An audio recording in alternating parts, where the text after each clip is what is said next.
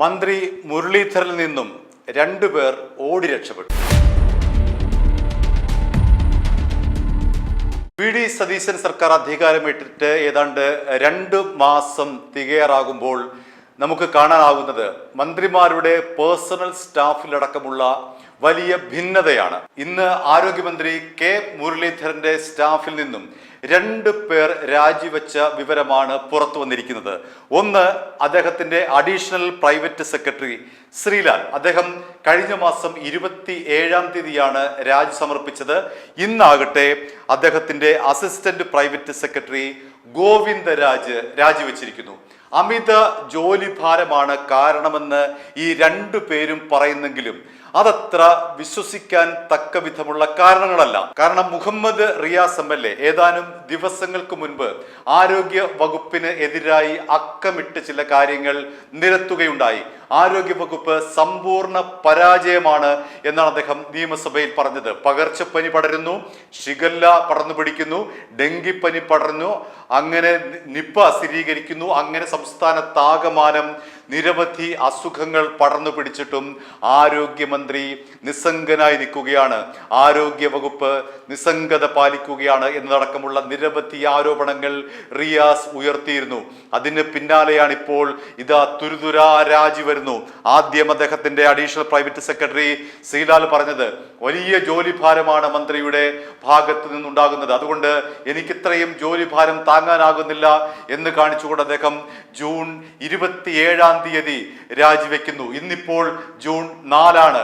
4-5 ദിവസങ്ങൾക്കകം എന്ത് അധിക ജോലിഭാരമാണ് മറ്റൊരു അസിസ്റ്റന്റ് പ്രൈവറ്റ് സെക്രട്ടറി ആയിട്ടുള്ള ഗോവിന്ദരാജിനുണ്ടായത്.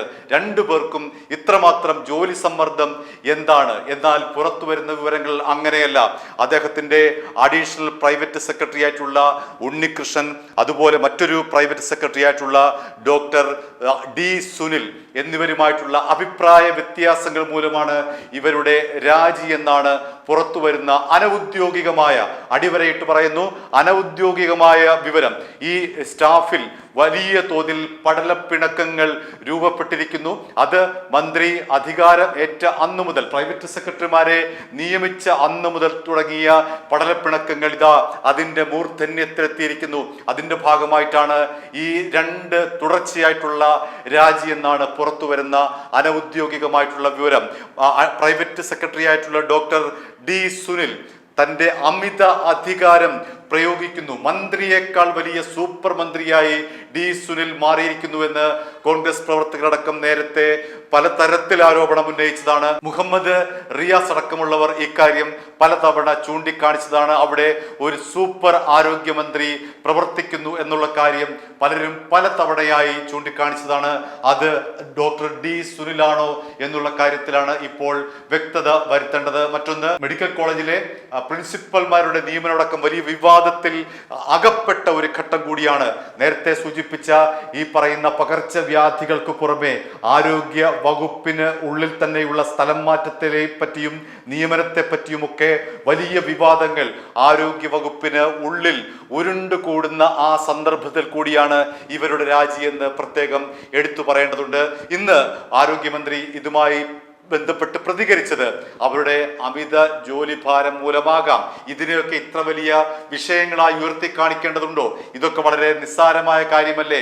2 പേർ പോയെങ്കിൽ അതാ 2 പേരെ ഞങ്ങൾ ഇതാ കൊണ്ടുവരുന്നു എന്ന രീതിയിലാണ് ഇന്ന് ആരോഗ്യമന്ത്രി കെ മുരളീധരൻ പ്രതികരിച്ചത്. പേഴ്സണൽ സ്റ്റാഫിൽ നിന്ന് 2 പേര് രാജിവെച്ചിട്ടുണ്ട്. 2 പേരെ പുതിയതായിട്ട് എടുക്കുകയും ചെയ്യും. എന്തുകൊണ്ടാണ് അവർ രാജിവെക്കുന്നത്? 2 മാസമല്ലേ ആയുള്ളൂ. ജോലി ഭാരമായിരിക്കും. അപ്പൊ ഇനി വരുന്ന ആളുകൾക്ക് ഉണ്ടാവില്ല മിസ്റ്റർ ഇങ്ങനെ ജോലിഭാരം ആണെങ്കിൽ? ഇതൊക്കെ സാധാരണ എപ്പോഴും നടക്കുന്നതാണ്. ഇതൊന്നും ചർച്ച ചെയ്യാൻ അത് നിങ്ങൾക്കും ആശയദാരിദ്ര്യ അതിന്റെ ഉദാഹരണമാണ്.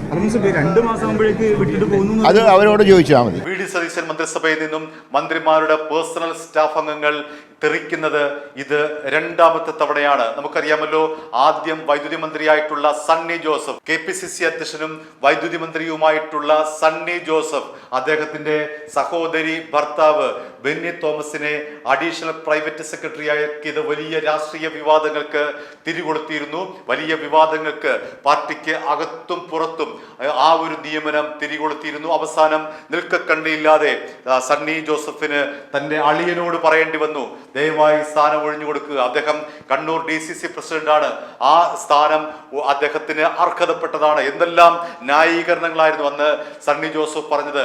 രാഷ്ട്രീയ പാരമ്പര്യമുണ്ട് എൻ്റെ അളിയന്, താഴേക്കിടയിൽ നിന്ന് രാഷ്ട്രീയ പ്രവർത്തനം നടത്തി വന്ന ആളാണ് എൻ്റെ അളിയൻ, അതുകൊണ്ട് DCC അധ്യക്ഷ പദവി അദ്ദേഹം വഹിക്കുന്നു, അതുകൊണ്ട് ഈ അഡീഷണൽ പ്രൈവറ്റ് സെക്രട്ടറി എന്ന പദത്തിന് അദ്ദേഹം എന്തുകൊണ്ടും യോഗ്യനാണ് തുടങ്ങിയിട്ടുള്ള നിരവധി വാദങ്ങളാണെന്ന് സണ്ണി ജോസഫ് സ്വന്തം അളിയനെ സംരക്ഷിക്കാനായി മുന്നോട്ട് വെച്ചത്. എന്നാൽ ആ വാദങ്ങളെല്ലാം തന്നെ തകർത്ത് തരിപ്പണമാകുന്ന വിധത്തിലാണ് ബെന്നി തോമസ് രാജിവെച്ചത്. അങ്ങനെ അവസാന നിമിഷം വരെ ബെന്നി തോമസിനെ സംരക്ഷിക്കാൻ വൈദ്യുതി മന്ത്രി തയ്യാറായെങ്കിലും രാഷ്ട്രീയമായുള്ള വലിയ കോളിളക്കം ഉണ്ടായതോടുകൂടി ബെന്നി തോമസിന് നിൽക്കക്കള്ളിയില്ലാതെ രാജിവെക്കേണ്ടി വന്നു.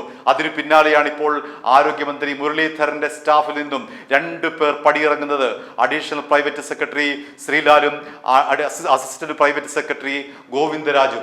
ഇനി അടുത്ത മന്ത്രിമാരുടെ ഏത് മന്ത്രിയുടെ അടുത്ത സ്റ്റാഫാണ് രാജിവെക്കുന്നത് എന്ന് നമുക്ക് കണ്ടറിയണം. കാരണം ഏതാണ്ട് 10-60 ദിവസത്തിനകമാണ് ഇങ്ങനെ 2 മന്ത്രിമാരുടെ സ്റ്റാഫ് അംഗങ്ങൾ രാജിവെക്കുന്നത്. അതായത് കൂടിയാലോചനയില്ലാതെ സ്വന്തം ഇഷ്ടപ്രകാരം അല്ലെങ്കിൽ മറ്റുള്ളവരുടെ ശുപാർശ പ്രകാരം ഒക്കെ തോന്നിയതുപോലെയാണ് പ്രൈവറ്റ് സെക്രട്ടറിമാരെയും അഡീഷണൽ പ്രൈവറ്റ് സെക്രട്ടറിമാരെയും മന്ത്രിമാർ നിയമിക്കുന്നതെന്ന് പാർട്ടിക്കകത്ത് നിന്ന് തന്നെ വലിയ വിമർശനങ്ങൾ ഉയർന്നിരുന്നു. ആ വിമർശനങ്ങളെ ശരിവെക്കും വിധമാണ് ഇത്തരത്തിലുള്ള പ്രൈവറ്റ് സെക്രട്ടറിമാരുടെയും അസിസ്റ്റന്റ് പ്രൈവറ്റ് സെക്രട്ടറിമാരുടെ അടക്കം മന്ത്രിമാരുടെ സ്റ്റാഫിൽ നിന്നുള്ള ഈ രാജിവെപ്പ്. i2i News, an eye for truth. i2i News subscribe ചെയ്തിട്ടില്ലാത്തവർ ഇപ്പോൾ തന്നെ സബ്സ്ക്രൈബ് ചെയ്യുക. നോട്ടിഫിക്കേഷൻ ലഭിക്കുവാൻ ബെൽ ബട്ടണും അമർത്തുക.